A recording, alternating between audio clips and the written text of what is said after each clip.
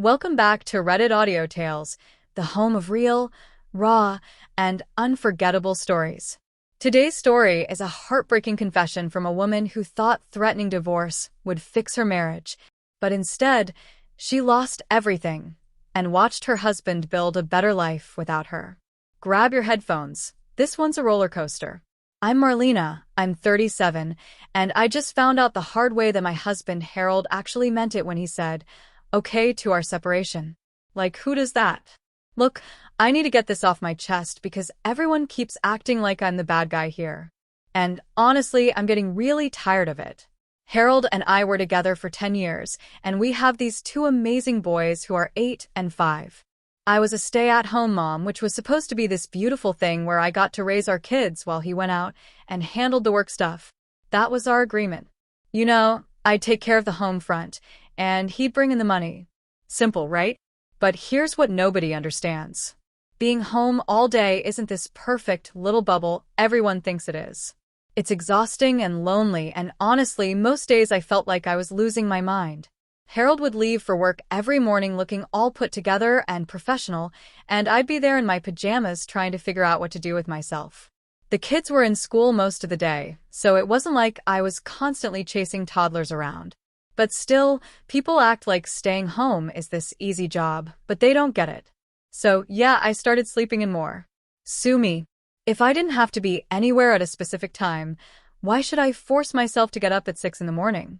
Harold was already up anyway, making breakfast and getting the boys ready for school. He seemed to have this whole routine down, and honestly, it worked better when I wasn't in there getting in the way. Sometimes I'd roll out of bed in time to drive them to school, sometimes I wouldn't. It depended on how I was feeling that day. And before you start judging me, let me explain something. Harold never complained about this arrangement. Never once did he say, hey, I need help with the morning routine, or can you please get up and help me? He just did it. So, how was I supposed to know he had a problem with it? I'm not a mind reader. If he wanted me to do something different, he should have said something instead of just quietly resenting me for years. The same thing happened with bedtime routines. Harold would come home from work, and after dinner, he'd automatically start the whole bedtime process with the boys. Reading stories, getting them in their pajamas, making sure they brushed their teeth. Again, he never asked for help. He just did it. And I figured he liked having that time with them, you know? Father-son bonding and all that. I'd usually be in the living room watching TV or scrolling through my phone, decompressing from my day. Look, I know how that sounds, but you have to understand I needed that downtime. Being responsible for a household is mentally exhausting, even if you're not actively doing stuff every second. There's always something in the back of your mind, some worry about the kids or the house or whatever. So yeah, I spent my evenings on my phone or watching videos. That was my way of shutting my brain off for a few hours. Weekend mornings were the same deal. Harold would get up with the boys, make them breakfast, and then they'd go do activities together. Parks, sports stuff, whatever. Sometimes they'd ask if I wanted to come, but honestly, I was tired. I needed to sleep in on weekends. That's like the whole point of weekends, right? Resting and recharging. Harold seemed fine taking them places by himself, and the boys never complained, so I didn't see the problem. But apparently, there was a problem. A big one. Because after years of this routine, Harold started getting weird and distant. He'd come home from work and barely talk to me. He'd handle the kids' stuff and then disappear into his office or go to bed early. When I tried to talk to him about his day, he'd give me these short, clipped answers, like he didn't want to be bothered. And then he started asking me all these questions about what I did during the day. Like invasive questions. Where did I go? Who did I talk to? What did I do with my time? It felt like he was checking up on me or something, which was super uncomfortable. I mean, I'm an adult. I don't need to account for every minute of my day to anyone. But whenever he asked me stuff like that, I'd ask him the same questions back. And suddenly, he'd get all defensive and change the subject. Talk about double standards. The whole thing started feeling really off balance. Here I was, trying to be a good wife and mother, managing the household and raising our kids, and Harold was acting like I wasn't pulling my weight or something. Which was ridiculous because, hello, I gave up my career to be home with our family.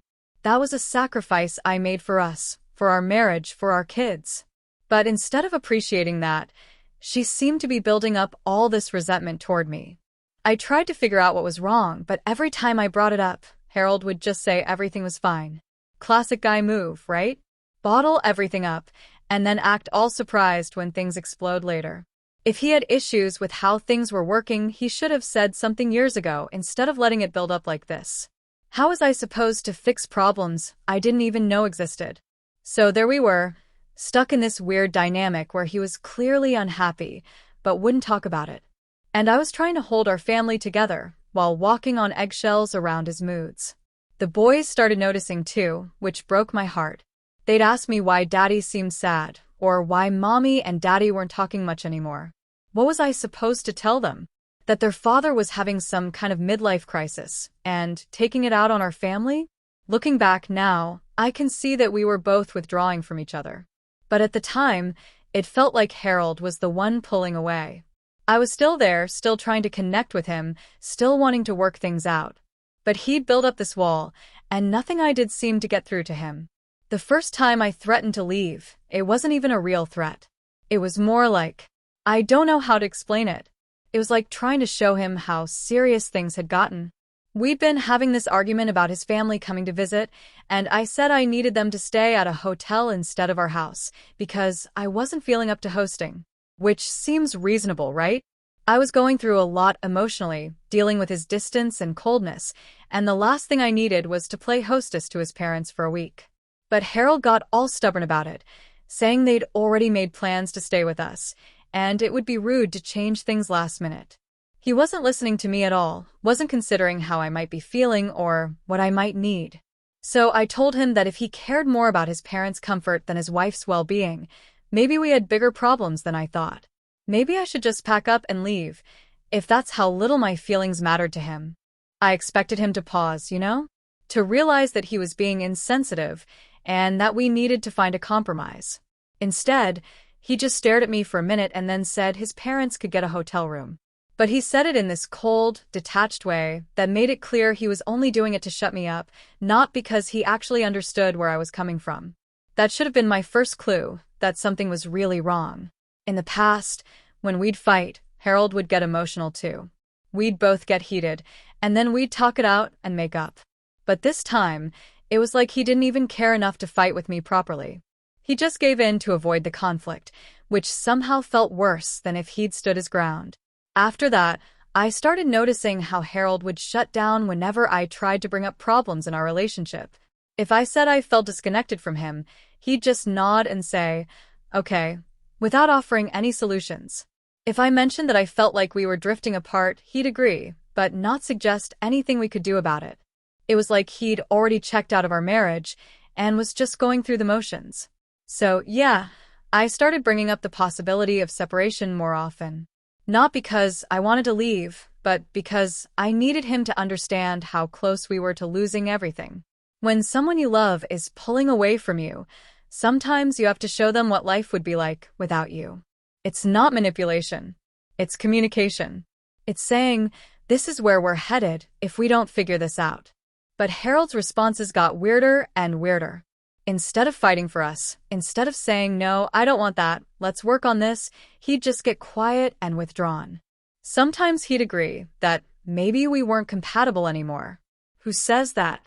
Who agrees that their marriage might be over instead of fighting tooth and nail to save it?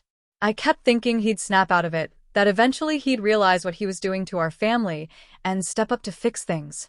I gave him so many opportunities to choose us, to choose me.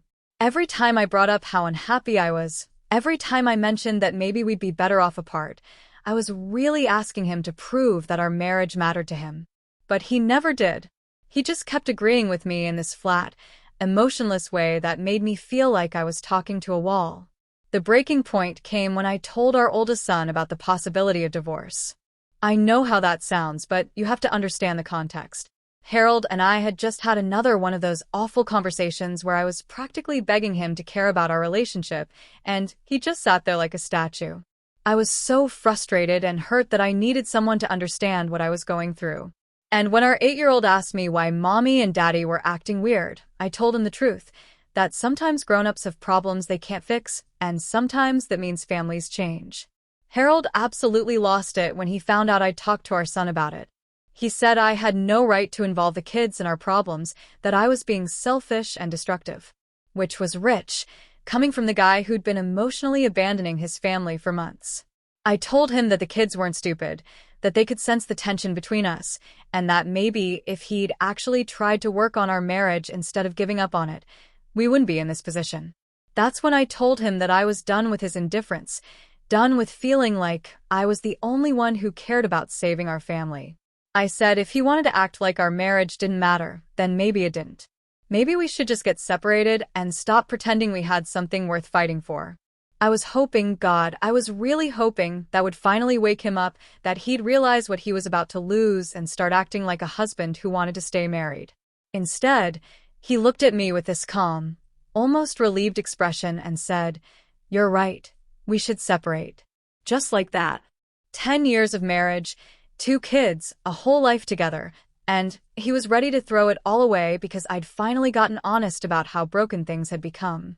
The morning after I told Harold we should separate, I woke up expecting him to be devastated. I thought he'd have spent the night thinking about what I'd said, realizing how much he'd regret losing our family, ready to have a real conversation about how to fix things.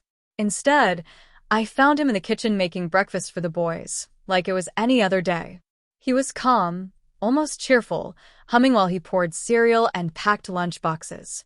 When I tried to talk to him about our conversation the night before, expecting him to say he'd been thinking and didn't want to separate after all, he just looked at me and said, "I think you're right. We should move forward with the separation like it was a business decision or something. Like our 10-year marriage and 2 children were just items on a to-do list that he could check off and move on from." I kept waiting for the other shoe to drop, for him to break down and admit he didn't really want this. But as the days went by, Harold seemed more relaxed and content than I'd seen him in months. He was still doing all the same things with the kids, school drop-offs, bedtime stories, weekend activities, but now he seemed genuinely happy doing them instead of going through the motions like he had been. Meanwhile, I was falling apart. I'd call him at work crying, trying to explain that I hadn't meant what I said, that I was just frustrated and wanted him to fight for us. But he'd just listen quietly, and then say something like, "I understand you're upset, but I think this is for the best." For the best? How could breaking up our family possibly be for the best? I tried everything to get through to him. I showed up at his office one day to talk face to face, thinking maybe he'd be more receptive if we weren't at home with all the tension and history. But his coworkers kept giving me these pitying looks, and Harold seemed embarrassed that I was there. He walked me to the parking lot and very calmly explained that he'd already talked to a lawyer and would be moving out within the month. A lawyer? He'd already talked to a lawyer without telling me. While I was at home trying to figure out how to save our marriage, he was meeting with lawyers about how to end it. That's when it really hit me that this wasn't some temporary reaction to our fight. Harold had been planning this, maybe for months, and my threat to leave had just given him the perfect excuse to do what he'd already decided to do. The worst part was watching how the separation affected our boys. They kept asking when Daddy was coming home, why he was sleeping at that apartment across town, whether they'd done something wrong. And Harold, God, this still makes me so angry. Harold seemed fine with all of it. He'd pick them up for his scheduled time, looking perfectly content, take them out for fun activities, and bring them back, talking about what a great time they'd had. It was like he'd compartmentalized everything, work life, dad life, and whatever this new separated life was, all in neat little boxes that didn't touch each other. But I couldn't compartmentalize. I was living in the wreckage of our family, trying to explain to our children why their parents couldn't be in the same room together anymore, dealing with lawyers and paperwork and all the practical nightmare of untangling a decade of shared life. I kept thinking he'd come to his senses, that he'd realize what he was doing to our family and come home ready to work on things. I gave him so many opportunities to change his mind. When he came to pick up the boys, I tried to start conversations about us, about whether we could try counseling, whether we could take things slow, and see if we could fix what was broken. But Harold had this new way of talking to me, all polite and distant, like I was some acquaintance he barely knew. He'd say things like, I think it's better if we keep our conversations focused on the kids, or I don't think rehashing the past is productive for either of us. Who talks like that to someone they were married to for 10 years? The really twisted part was that everyone kept telling me how mature Harold was being about the separation. His family, our mutual friends, even my own sister, they all kept praising him for handling things so calmly and putting the kids first. Like his complete emotional detachment was something admirable instead of devastating. Nobody seemed to understand that his calmness wasn't maturity, it was indifference. I started wondering if there was someone else. Not because I had any evidence, but because I couldn't understand how someone could switch off their feelings so completely unless they had somewhere else to direct them. I went through his social media, checked his credit card statements, even drove by his apartment a few times to see if there were any signs of another woman. But there was nothing. Harold really seemed to just be done. That was almost worse than if there had been someone else. At least then I could understand his behavior. Could blame it on some homewrecker who'd seduced him away from his family. But this was just Harold deciding that our marriage wasn't worth saving and moving on like it had never mattered to him at all. The divorce proceedings were surreal. Harold was cooperative and reasonable about everything. Custody schedules, property division, spousal support. He agreed to most of what I asked for without argument, which should have been a relief, but somehow made everything worse.